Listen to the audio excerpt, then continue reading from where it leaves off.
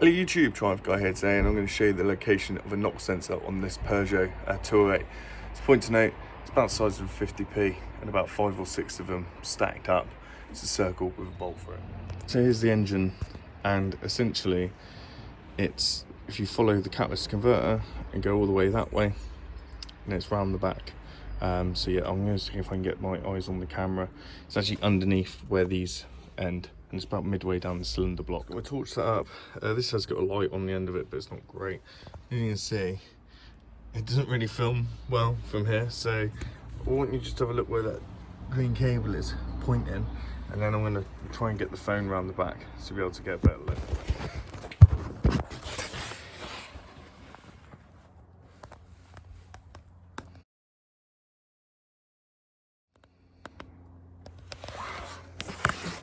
So another way to find it is find this pipe here, put your hand on it, follow it all the way into the middle, and then put your hand down midway and you'll find it.